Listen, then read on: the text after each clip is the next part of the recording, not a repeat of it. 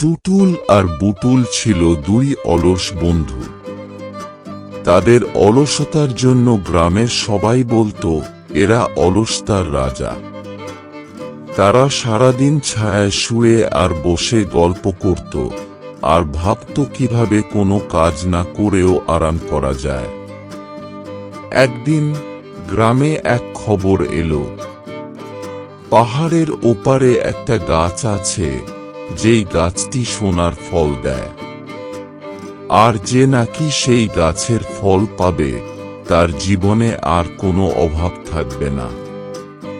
টুটুল বলল, বুটুল চল ওই গাছ থেকে সোনার ফল আনতে যাই। বুটুল বলল, ঠিক আছে, কিন্তু কথা হলো পাহাড়ে উঠতে হবে। এত কষ্ট কি আমরা করব? বুটুল বলল, না, ঠিক কথা। চল আমরা এমন কোনো উপায় খুঁজি যাতে করে কাজ না করেও আমরা সেই সোনার ফল পেয়ে যাই। তারা অনেক ভেবে দেখল যে গাছ তো নিজে তাদের কাছে আর আসবে না। তাই ঠিক করল, পথে কোনো লোক পেলেই তাকে তারা বলবে তাদের জন্য সোনার ফল এনে দিতে। পথে একজন কাঠুরে যাচ্ছিল। টুটুল বলল, ভাই, আমাদের জন্য পাহাড় থেকে সোনার ফল এনে দিন। কাঠুরে বলিল, আমি তো কাঠ কাটতে যাচ্ছি, তোমরা নিজেরাই যাও।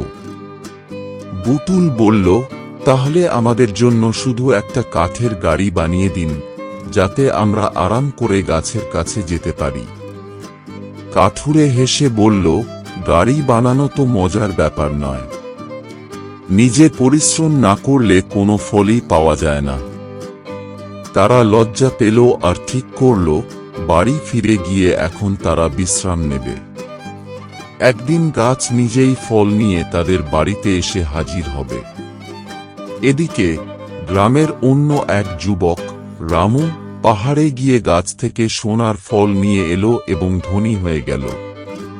টুটুল আর বুটুল আফসোস করে বলল, আমরা শুধু শুয়ে থাকলাম আর রামু পরিশ্রম করে ধনী হয়ে গেল।